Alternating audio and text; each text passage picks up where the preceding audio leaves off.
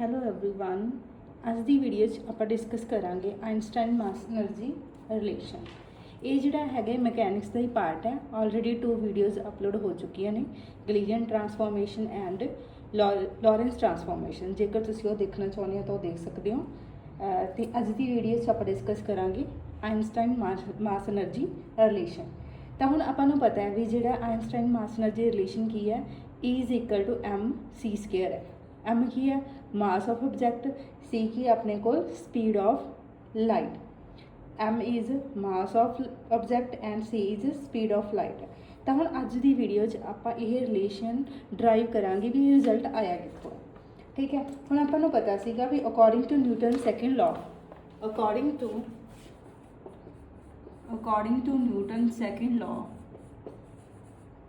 Of motion, ठीक है, ਉਹਦੇ ਅਕॉर्डिंग की है भी जी एफ है वो किहदे डायरैक्टली प्रपोर्शनल होती है momentum, rate of change of momentum, यानी कि इत्थे आ जाऊगा d/dt mv। तो हुण अगे डेरीवेटिव है which implies first function derivative of second function plus second function derivative of first function. ये वाली इक्वेशन आ गई f = d derivative of momentum M B दा which implies first function derivative of second plus second function derivative of first. ठीक है, अपने को इत्थे फोर्स की वैल्यू आ गई, एक ही आ गया अपने को फोर्स आ गया। दैन अगर कोई ऑब्जेक्ट है, ठीक है, इनिशियल ਉਹਦਾ रेस्ट मास है m0, v वेलोसिटी ਨਾਲ मूव कर रहा, after some time it attain mass m। ठीक है, इनिशियल मास है m0 तो फाइनल मास की है m। ठीक है, तो उस केस दे विच जेकर कोई ऑब्जेक्ट है, ठीक है, m वेलोसिटी ਨਾਲ मूव कर रहा है, तो उस केस दे विच की होगा भी कोई भी आप बॉडी कंसीडर कर लेंगे जिहड़ी कि v वेलोसिटी ਨਾਲ की कर रही है, मूव कर रही है। ठीक है, तो यह वेरीएशन के अकॉर्डिंग अगर आप कैलकुलेट करिए जी ये फोर्स अप्लाई की है ना, वो इतने अप्लाई की है भी जो एफ फोर्स अप्लाई की कोई भी ऑब्जेक्ट से v वेलोसिटी मूव कर रहा then F = second law of Newton second law के अकॉर्डिंग अपने को आ जाऊगा d/dt mv आ जाऊगा। जेकर ठीक है आप ट्रांसफॉर्मेशन के अकॉर्डिंग देखिए, रेस्ट मास के अकॉर्डिंग देखिए, if variation of mass with velocity, variation of mass m with velocity v, हुण वेलोसिटी v नाल m मास की वेरीएशन हो रही है। पहला इनिशियल मास की सीगा m0, फाइनल की है m0। तो उस केस दे विच जिहड़ा रिजल्ट आऊगा m = m0 √1 - v²/c² आ गया।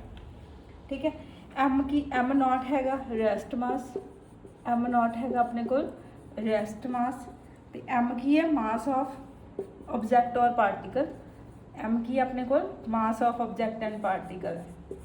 चाहे तुम इतने m0 चल के चल इनिशियल मास और रेस्ट मास कंसीडर कर लो m0, इतने कोई भी ऑब्जेक्ट है ਉਹਦਾ ਜਿਹੜਾ ਆਪਣੇ ਕੋਲ मास m है, वेलोसिटी v ਨਾਲ मूव कर रहा है, तो यह है मास ऑफ ऑब्जेक्ट। ठीक है, तो आप ये रिलेशन किया सी, जे आप स्केयरिंग करिए both side we get result m0² 1 - v²/c²। इनू अरेंज करांगे m0 c² ऊपर चल जाऊगा, इतने आ जाऊगा c² v², दैन इनू इहदे नाल मल्टीप्लाई करांगे। Hope it will clear to you.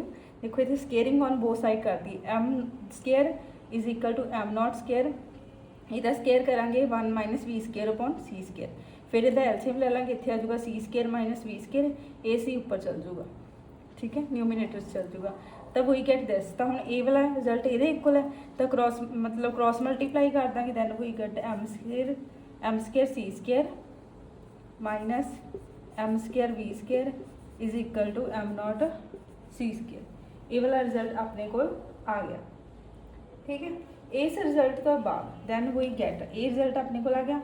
इहदा डेरीवेटिव करांगे विद रिस्पैक्ट टू dm, तो हम डेरीवेटिव करांगे दैन वो कितना आ जाऊगा अपने को 2m dm c²।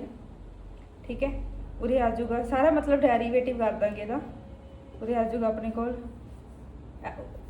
m² इतने v का विद रिस्पैक्ट, क्योंकि जो ये फर्स्ट फंक्शन करांगे derivative second, second function derivative first करांगे, मतलब जो कॉन्स्टेंट का डेरीवेटिव करांगे = 0 तक इतने मास के विद रिस्पैक्ट ही आ गया। फिर ਇਹਦਾ ਕਰਾਂਗੇ ਡੈਰੀਵੇਟਿਵ। देखो एम स्केयर उरे आ जाऊगा 2v dv माइनस, ठीक है, फिर v square 2m dm is equal to, हम इतने कॉन्सटेंट ही है, इतने जीरो ही आ जाएगा। ठीक है, देखो फॉर्मूला ही अप्लाई किया, फर्स्ट फंक्शन देखो सी स्केयर फर्स्ट फंक्शन कंसीडर कर लिया, डेरीवेटिव ऑफ एम स्केयर यानी कि पावर अगे आ जाएगी 2m dm। फिर ਇਹਦਾ ਹੁਣ ਜਦੋਂ ਕਾਂਸਟੈਂਟ ਦਾ ਡੈਰੀਵੇਟਿਵ ਕਰਾਂਗੇ ਜਾਨੀ ਕਿ m स्केयर ਨੂੰ as it is derivative of constant then it become zero, तो वो लिखी नहीं टर्म ओवर लिख, ठीक है, जिसे जीरो आ रहा। फिर इस केस के first function derivative second plus second function derivative first, ये वाला करता। इधर भी कांस्टेंट टर्म है, इधर तो इक्वल टू जीरो आ जाऊगा। हूँ ये अरेंजमेंट कर लाँगे, ठीक है, यदा अरेंजमेंट करके वी गेट 2m कॉमन कर लाँगे, अंदर रह जाऊगा सी स्केयर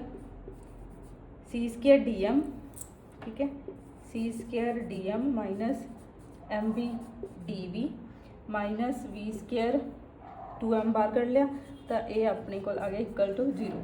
हूँ 2m तो जीरो हो नहीं सकता, यानी कि ये वाली टर्म इक्वल टू जीरो आ गई। इतने अरेंजमेंट करके लिख लाँगे C square dm is equal to M B D V plus V square dm। तो एक बार ये रिजल्ट अपने को आ गया। ठीक है, पहला की किया आप ये वाला रिलेशन प्रूव करना है, वो अकॉर्डिंग टू न्यूटन्स लॉ जेकर कोई ऑब्जैक्ट है वी वेलोसिटी नाल मूव कर रहा है, फोर्स एफ लग रही है, तो according to Newton second law के अकॉर्डिंग अपने को होगा force is directly proportional to rate of change of momentum. तो वो कोरस्पोंडिंग आ रिजल्ट आ गया। ये अकॉर्डिंग डेरीवेटिव करता, डिफरेंशिएट करता with respect to time, first function derivative second plus second function derivative first. Then देखिया भी variation of mass with velocity, जेकर रेस्ट मास की टर्म के रिजल्ट लिख रहे हैं उस केस के आ जाऊगा m is equal to m not root 1 minus V square upon C square. m not rest mass है एंड m की है mass of object. Then squaring on both side करती, स्केयरिंग करने तो बाद अपने को आ रिजल्ट ऑबटेन हो गया, क्रॉस मल्टीप्लाई करती, क्रॉस मल्टीप्लाई तो बाद अपने को रिजल्ट आ गया, इनू डेरीवेटिव करता डिफरेंशिएट करने तो बाद इट बिकम्स दिस रिजल्ट, यानी कि सी स्केयर यदी वैल्यू आ गई। ठीक है, हुण देखो ये रिजल्ट जिहड़ा हैगा किहदी टर्म दे विच है। हुण इक्वली ये रिजल्ट जिहड़ा हैगा अपने कोल आ गया। उस तो बाद आपां स्टार्ट कर रहे हैं, इत्थे मैं एक टर्म लिखदी हां दैट इज इक्वल्स टू, हुण देखो अपने को रिजल्ट आया C square D M is equal to M B D V V square D M. Then हम फोर्स अपने को पता सी भी एफ इज इक्वल टू की आई है M D V upon D T, ये हैगी है। हुण जदों ऑब्जैक्ट जिहड़ा हैगा विद एप्लीकेशन ऑफ फोर्स ये इस पॉइंट तो इस पॉइंट शिफ्ट करूगा, मतलब वर्क डन की हुंदा है, change in its kinetic energy according to work energy theorem. ठीक है, टोटल वर्क डन कादे इक्वल होगा, change in its kinetic energy, चाहे तो इतने डब्ल्यू लिख लो, चाहे ई के की फॉर्म से लिख लो, तो चाहे इतने लिख लो डी ई के। ठीक है, तो ये किदे इक्वल होगी, force into displacement, it becomes force into displacement F vector into D X. तो हम एफ अपने को है तो D V upon D T D X plus V D M upon D T into D X. ये F की जी value put करती, we know that D X upon D T की होंगे वेलोसिटी, तो M V D V. Same here D X upon D T velocity, एक velocity है V square बन गया into D M is equal to D E के। ठीक है, की किया बस जिहड़ा अपने को change in its kinetic energy की होंदी है वो होंदी है अपने को, मतलब एक इनिशियल वेलोसिटी सी, फिर सम टाइम उन्हें वेलोसिटी होर रिटेन की होगी with the application of force. Then it उहदे विच आपां वैल्यू पुट करती डी के, फोर्स इंटू डिस्प्लेसमेंट होंदा, चाहे तुसीं वर्क डन की फॉर्म से लिख लो।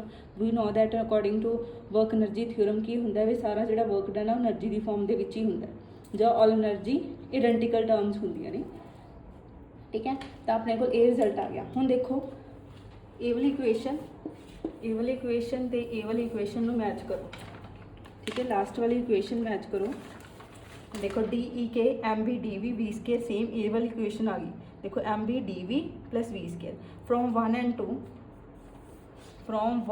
To we get. तो ये दोनों इक्वेशन तो की ऑबटेन होया भी जिहड़ा डी ई के है किहदे इक्वल आ गया, सी स्केयर डी एम दे इक्वल आ गया। ठीक है, डी ई के किहदे इक्वल आ गया, सी स्केयर डी एम दे इक्वल आ गया। फिर उस तो बाद की करांगे, आप तो E is equal to M C square prove करना ना।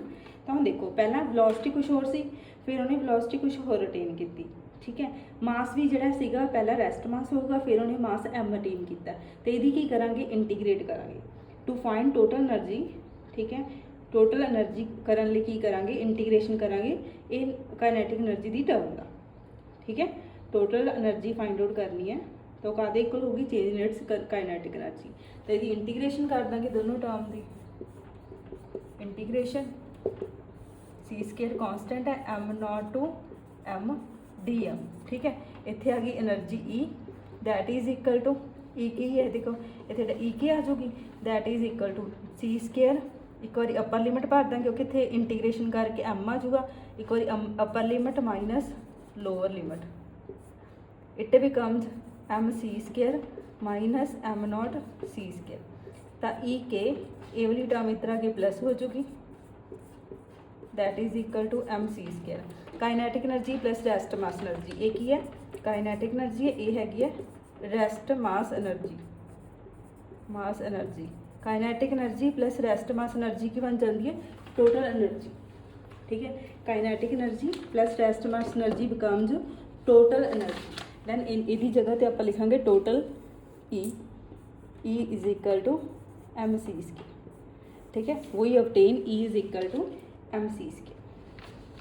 टू रिजल्ट यूज होंगे ये फस्ट जो है न्यूटनस लॉ, सैकेंड लॉ, फिर आप रेस्ट मास एनर्जी का जो मास रिलेशन सीगा M is equal to M not root 1 minus V square upon C square ਉਹਦਾ डेरीवेटिव, दोनों अप्लाई करके वही obtain Einstein mass energy relation that is equal to E is equal to M C square, ठीक है। इथों की ये physical significance की है भी जो ई तो मास है एनर्जी तो मास जोड़े है इंटरचेंजेबल होंगे है, energy converted into mass and mass converted into energy, ठीक है। तो इट फॉलोज मतलब ये जोड़े conservation of energy and conservation of mass equivalent होंगे है। Laws of conservation of mass and law of conservation of energy are equivalent, ठीक है।